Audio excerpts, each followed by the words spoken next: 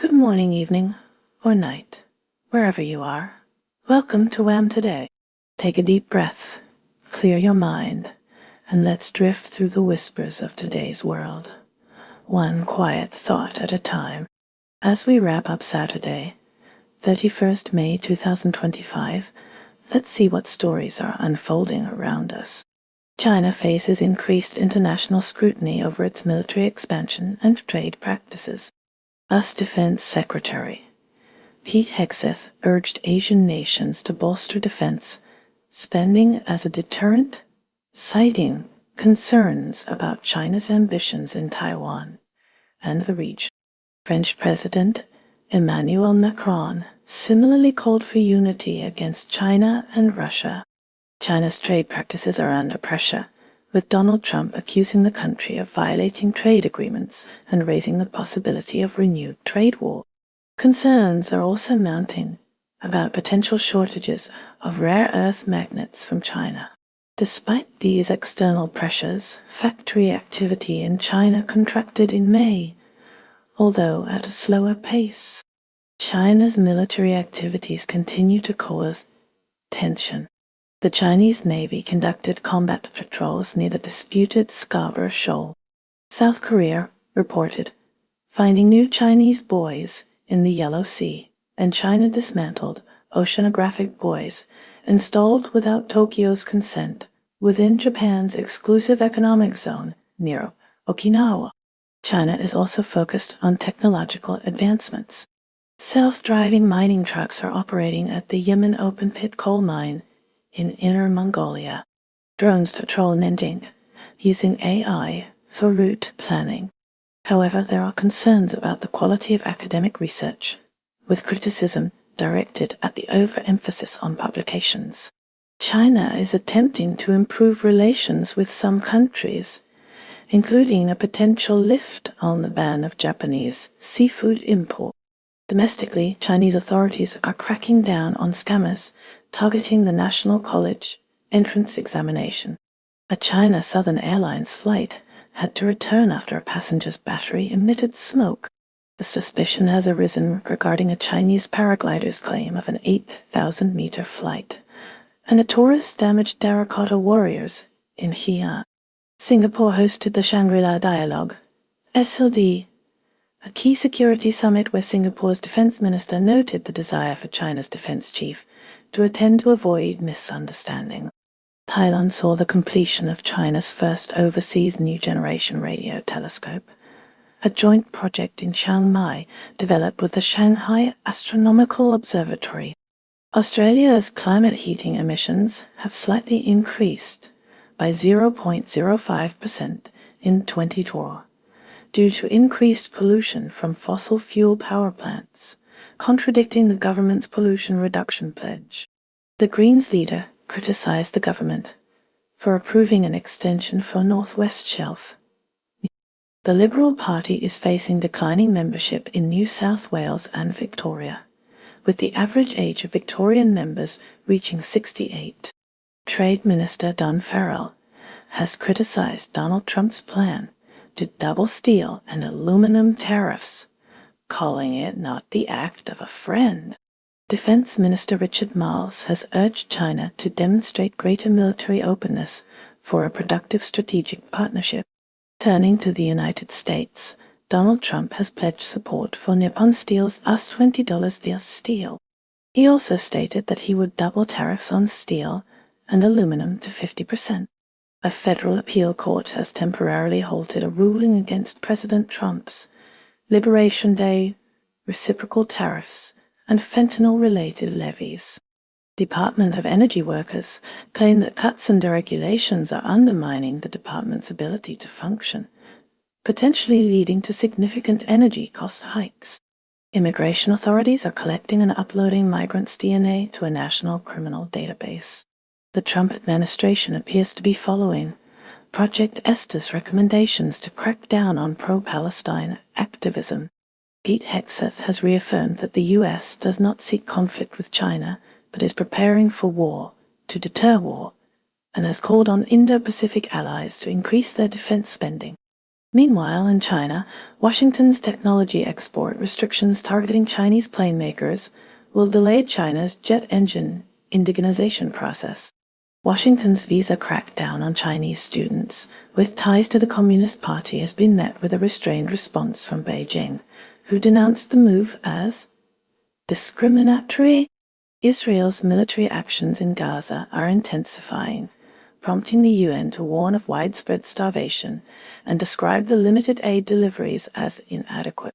International pressure mounts on Israel to permit a substantial surge in humanitarian assistance to avert famine. Arab nations are condemning Israel for allegedly weaponizing hunger and dismissing its revised aid distribution system as illegitimate. The Israeli military's evacuation orders in northern Gaza, citing impending intense combat, coincide with allegations of troops shooting at civilians seeking aid. Hamas is currently considering a U.S.-backed proposal for a temporary ceasefire that involves Israeli forces retreating to established positions. Renewed Israeli airstrikes have resulted in reported casualties, including 27 deaths in Gaza and 1 civilian fatality in western Syria, despite recent discussions with Damascus aimed at de-escalation.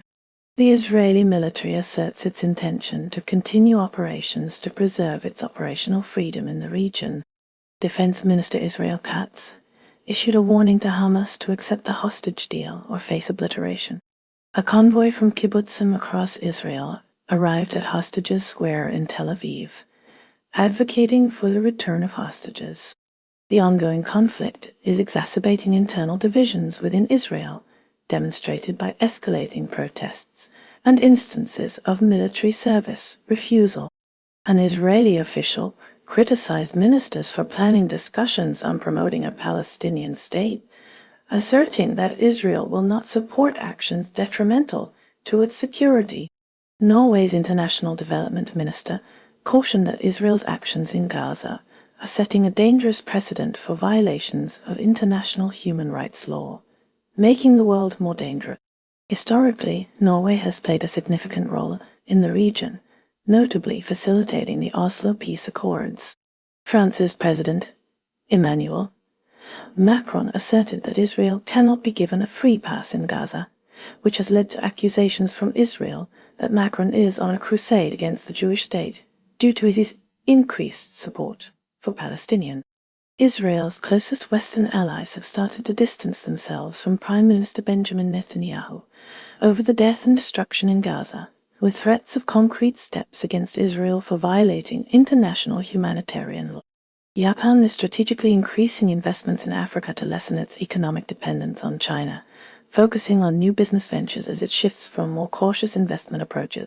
The country faces a significant social challenge with hikikomori, affecting roughly 1.5 million people who have isolated themselves from society. A school in Nagano is trying to help these individuals reintegrate. In agriculture, many rice farmers in Japan foresee a price decrease in 2026, even while a majority anticipate higher prices in 2025 compared to the previous year.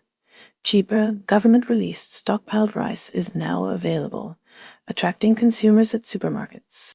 Japan and the U.S. are set for further trade negotiations before the G7 summit, with Japan's negotiator noting difficulties in securing tariff concessions from the U.S. Progress has been reported, and the summit may serve as a venue for a trade deal announcement. Culturally, the Mori Art Center Gallery is presenting Godzilla, the art exhibition, showcasing the monster as a muse for modern art through the eyes of 9 artists, while Benes Art, Site Naoshima, will add a 10th museum designed by Tadao Ando, completing the cultural vision of Soichiro Fukute. The Japan Coast Guard sent a patrol vessel to rescue an injured crew member from a Chinese survey ship in disputed waters. An earthquake of magnitude 6.1 struck Hokkaido, Japan, and no tsunami warning was issued.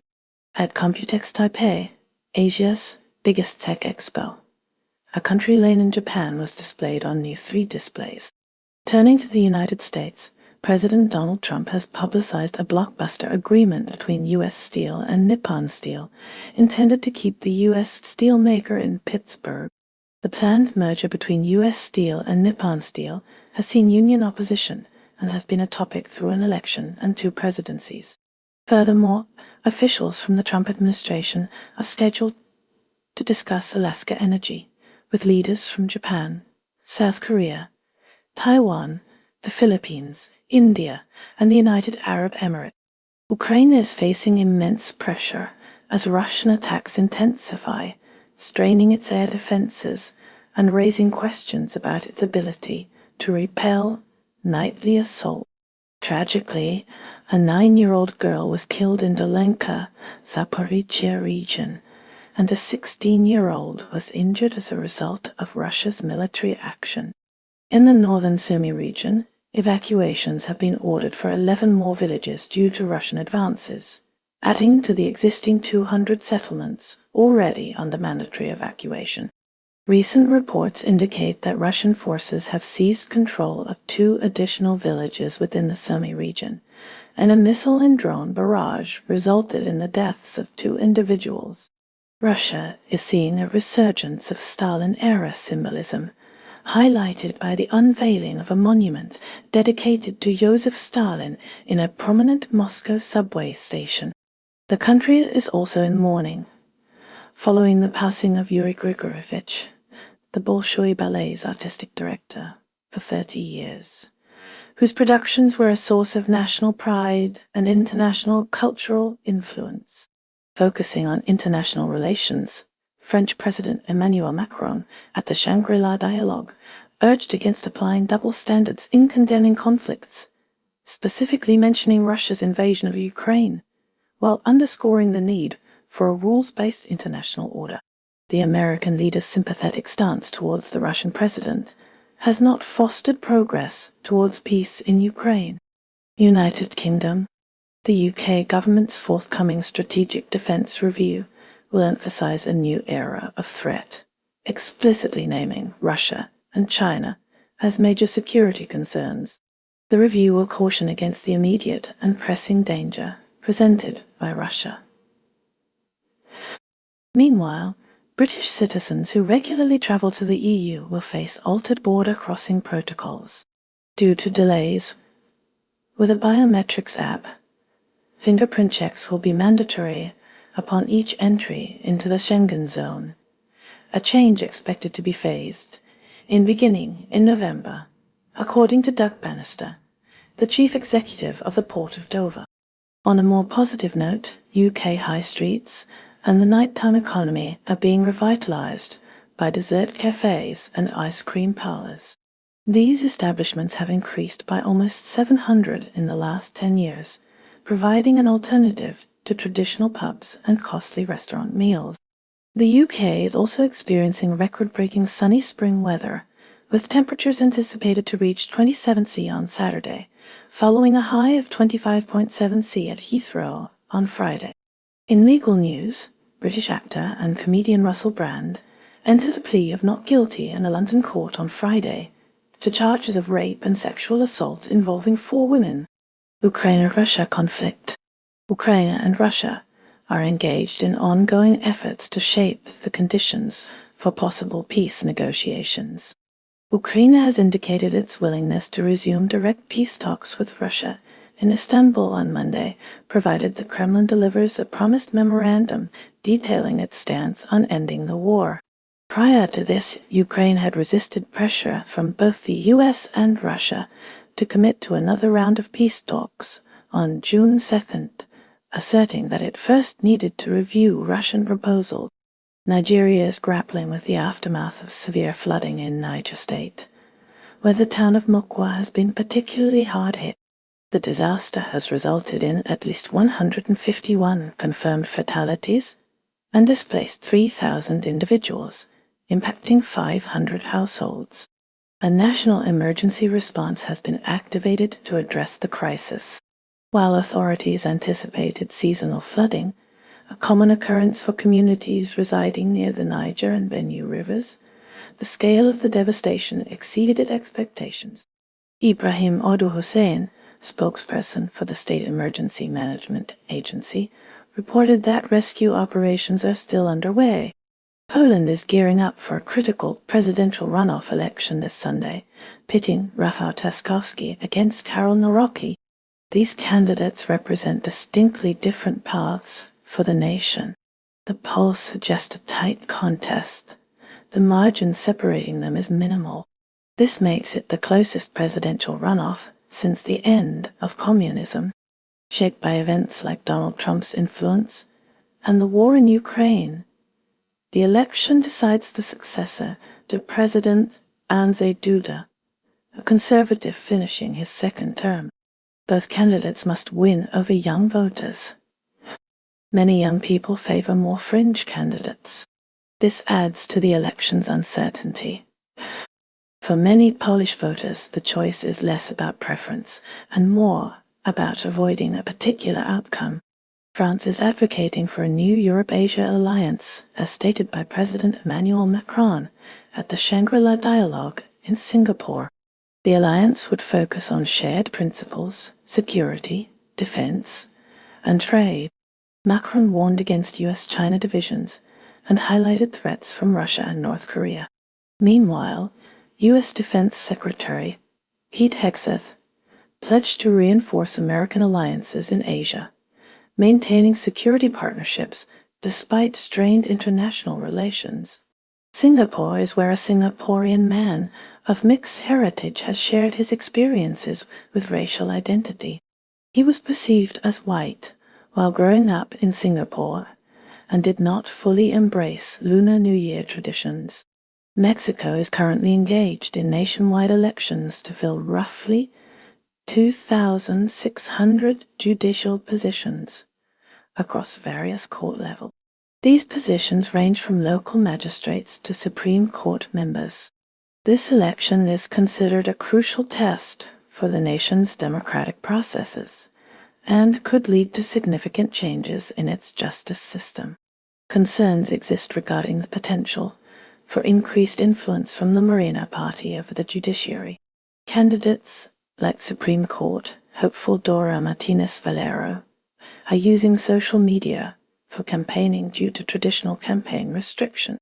Allegations of ties between some candidates and organized crime are raising further concerns. The judicial overhaul aims to democratize the system and has the support of former President Andrés Manuel López Obrador. Sudan is facing a surge in sexual violence in the Darfur region, with Médecins Sans Frontières reporting 659 survivors treated between January and March. Over two-thirds of these cases involved rape. MSF is calling for Sudan's warring parties to be held accountable for the attacks on women and girls.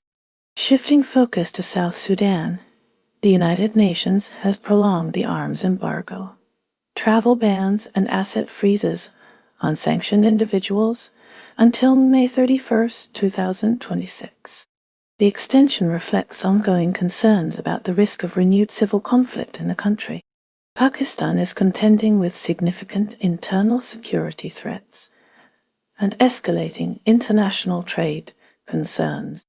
In a major operation, security forces in Punjab apprehended 34 terrorists, effectively preventing a large-scale attack.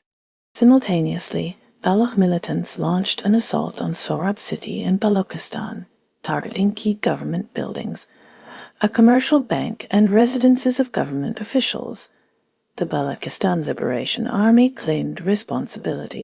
Economically, Pakistan is bracing for potential tariffs of up to 29% on its exports to the U.S., prompting high-level trade talks in the U.S. next week. Shifting to regional diplomacy, Pakistan has announced intentions to elevate its relationship with Afghanistan by appointing an ambassador to Kabul, a step reportedly encouraged by China. Moreover, Prime Minister Sharif used an international platform to voice strong objections to India's suspension of the Indus Waters Treaty. South Korea's recent presidential election, prompted by the imposition of martial law, saw a strong early voter turnout, with Liberal candidate Lee Jae-myung ahead in the polls.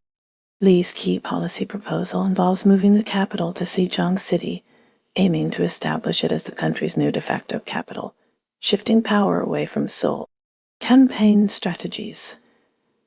This year have been notably innovative, with both major parties integrating K-pop and breakdancing, utilizing choreography and memorable lyrics to connect with a wider audience.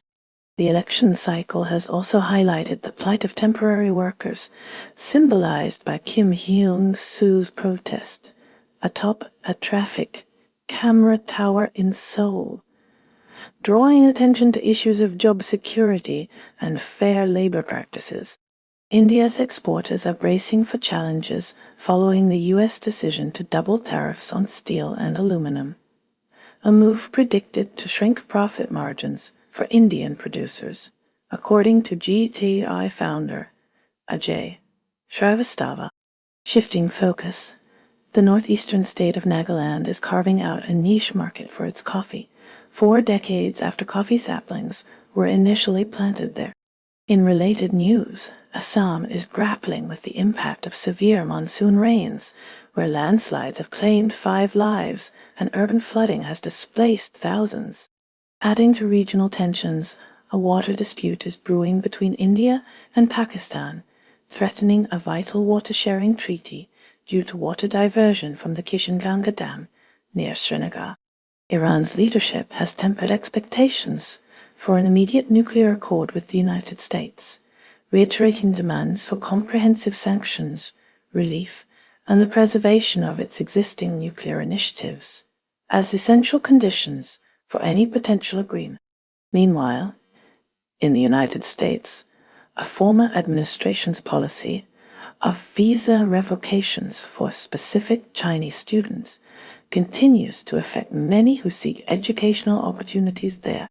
Smoke from Canadian wildfires has also crossed the border into the U.S., impacting air quality for millions of Americans.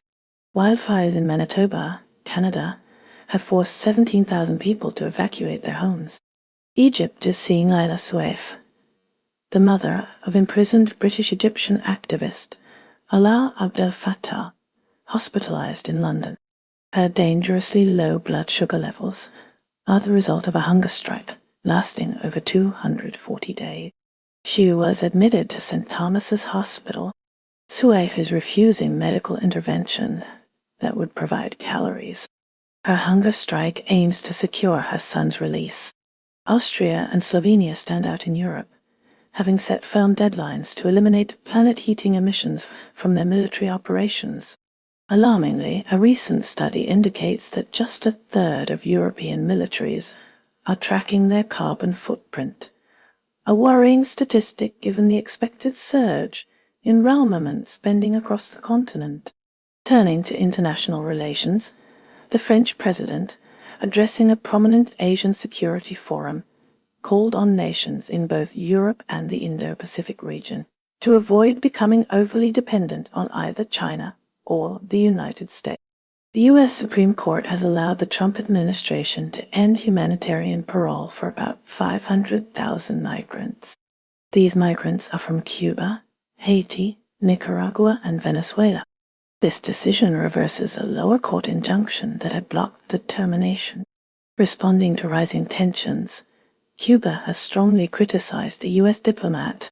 The Cuban government described the diplomat's actions as unfriendly and meddling.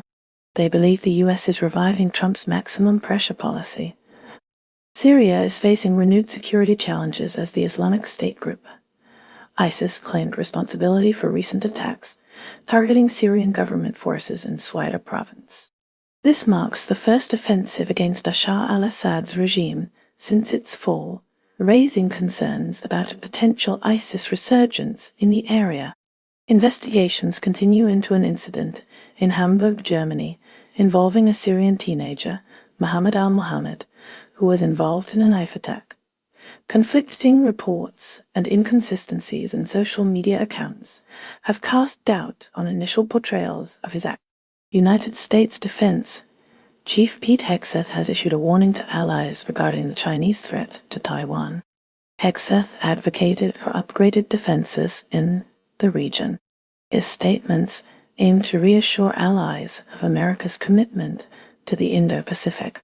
Simultaneously, the U.S. faces a potential decline in its scientific leadership. This is partly due to a less welcoming environment for international researchers. North Korea is capitalizing on its backing of Russia's war in Ukraine. The country is obtaining a substantial amount of weaponry from Moscow. This influx of advanced arms is allowing North Korea to quickly upgrade its military. The upgrades present a major threat to the stability of the Korean peninsula. Indonesia is grappling with the aftermath of a quarry collapse in West Java, where at least 14 individuals have perished. Early reports initially suggested that 6 to 8 people were trapped. However, later information indicated that 11 people were missing and presumed dead. Authorities have revealed that warnings regarding the quarry's safety standards were issued in the years leading up to this tragic landslide. Germany is navigating a complex situation involving cultural sensitivities and international diplomacy.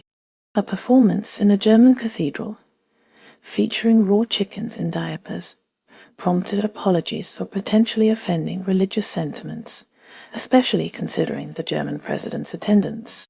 Meanwhile, German-Greek relations are strained due to disagreements on refugee policy.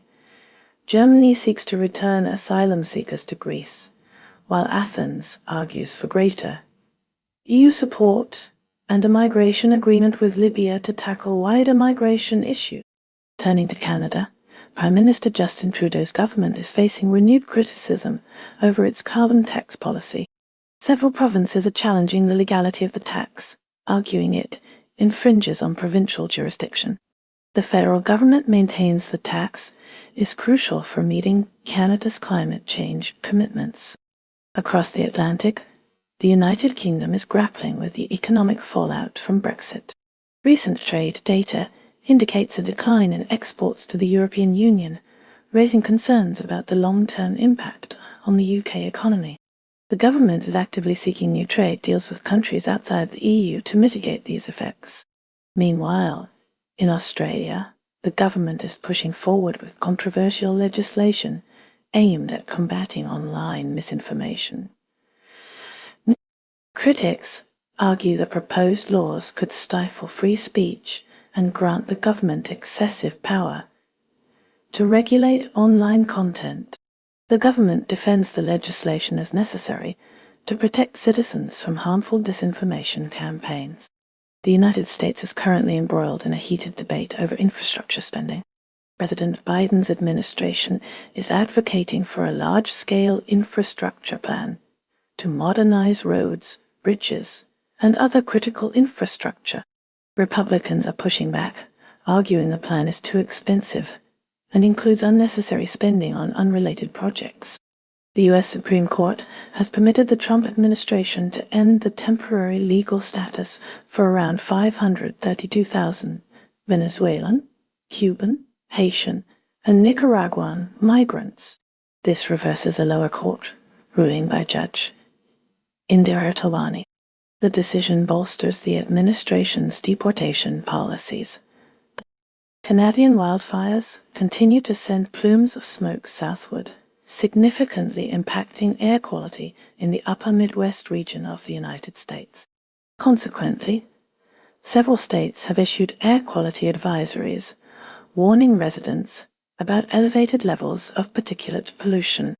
These advisories are projected to remain active for the next few days as the fires persist and weather patterns continue to carry the smoke across the border. The United States is facing legal challenges from the ACLU regarding the potential invocation of the Alien Enemies Act by the Trump administration. This legal action is linked to the possible deportation of Venezuelan individuals to the Secot prison in El Salvador. Adding to the controversy, a 31-year-old man was wrongfully deported to El Salvador despite a court order that explicitly forbade it. Government officials have attributed this deportation to administrative errors, citing miscommunication between different ICE offices as the cause. Shifting focus to El Salvador, The nation's Sikot prison is at the center of a deportation debate involving both the United States and Venezuela due to concerns about human rights and safety. Afghanistan is seeing improved diplomatic relations with Pakistan. Both nations are appointing ambassadors to each other's capitals. This follows discussions between high-ranking diplomats in Beijing. The Taliban administration in Afghanistan has expressed approval of Pakistan's decision. Guatemala saw a landmark ruling as a court convicted 3 former paramilitaries of war crimes. The charges stemmed from the rape of indigenous women during the country's brutal civil war. Each man received a 40-year prison sentence, marking a significant victory for the survivors. Lawyers involved in the case celebrated the decision, recognizing its importance in acknowledging the profound suffering endured by the victims. Malaysia saw the cancellation of a gay-themed forum after facing government disapproval and online hostility, reflecting a rising wave of religious conservatism. Turning to Canada, Prime Minister Justin Trudeau announced new measures to support Ukraine, including financial aid and military equipment. Canada continues to condemn Russia's aggression. In the latest from France, President Emmanuel Macron is facing renewed protests over pension reforms. Demonstrators are demanding the reversal of the controversial changes. Meanwhile, in Germany, the government is grappling with rising inflation and energy costs. Officials are debating new strategies to mitigate the economic impact on citizens. Shifting focus to Brazil, President Lula da Silva is working to restore environmental protections in the Amazon rainforest. He aims to reverse the policies of his predecessor. In the United States, the debate over gun control continues after recent mass shootings. Lawmakers are divided on potential solutions. Over in China, the government is implementing new regulations on technology companies. The move aims to increase state control over the tech sector. Focusing on India, Prime Minister Narendra Modi is promoting renewable energy initiatives. India seeks to reduce its reliance on fossil fuel. Finally, in Australia, the government is addressing climate change through investments in green technology. Australia is aiming for net zero emissions. Georgia continues to grapple with political turmoil as police arrested another prominent opposition figure, further fueling the ongoing protests against the Georgian Dream Party's governance. Colombia has reversed its stance on deaths in Pakistan, opting to issue a strong statement of support for India instead. This decision follows a briefing with a delegation, according to BJP leader Taranjit Singh Sandhu, and has drawn comment from Shashi Tharoor. Turning to Nepal, the Chinese embassy has issued its 3rd warning this month to its citizens, urging them to avoid the Nepal-India border region. This advisory comes after 2 Chinese nationals were arrested for allegedly taking photos and videos in the area. In the Philippines, the political rivalry between President Ferdinand Marcos Jr. and the Dutertes has resulted in a stalemate following the midterm election. This situation threatens to overshadow critical economic and foreign policy issues. France is implementing a comprehensive smoking ban, set to begin on July 1st. The ban will extend to beaches, parks, and areas outside schools in an effort to protect children after decades of tobacco glamourization. In Ireland, former Sinn Féin leader Gary Adams won a libel case against the BBC regarding a spy murder claim made in a 2016 documentary. A jury in Dublin's High Court awarded him €100,000, $113,000 in damages. Greece is introducing a stricter migration policy, ending mass migrant legalization programs. The new measures include more stringent detention for asylum seekers whose claims are rejected. Iran has dismissed Austrian intelligence reports regarding its nuclear program as fake. The US, Israel, and other Western countries have consistently accused Iran of seeking to develop nuclear weapons. In Myanmar, many survivors of the March earthquake continue to live in leaky tents during the monsoon season. They are facing heavy rainfall and strong winds, while recovery efforts are progressing slowly. Panama will allow a controversial mine to export already extracted copper concentrate. This is intended to fund maintenance costs for the inactive site, which was shut down following widespread protests. New Zealand has sworn in Mr. Seymour as the new Deputy Prime Minister. He will also serve as the Regulation Minister and Associate Minister of Health, Finance, and Education. Food aid intended for Gaza is decaying in warehouses in Jordan, the main aid hub. Essential food and medical supplies are also waiting at Israeli border crossings due to existing restrictions. In Serbia, thousands of people have rallied in the capital, demanding early elections. These protests follow 7 months of anti-corruption demonstrations challenging President Alexander's leadership. Research indicates that the Lewis Glacier on Mount Kenya is melting and will disappear completely even if global temperatures stabilize. This is one of Africa's few remaining glaciers. Sweden will increase insurance checks on foreign ships to tighten controls on Russia's shadow fleet of aging vessels. This comes amid growing concerns about Russia. Switzerland has demonstrated success in predicting landslides. Efforts must be expanded to help other countries enhance their preparedness for such disasters. Papua New Guinea has 5 months to address deficiencies in its anti-money laundering and counter-terrorist financing systems. Failure to do so could result in repercussions. Finally, Arab ministers have condemned Israel's ban on a planned visit to the West Bank by delegations from Jordan, Egypt, Saudi Arabia, Qatar, and the UAE. And that's a wrap for today's news, because even headlines need a nap. Stay curious, stay kind, and let the noise fade as you find your quiet. Take care, stay awesome, and I'll see you next time on WHAM Today.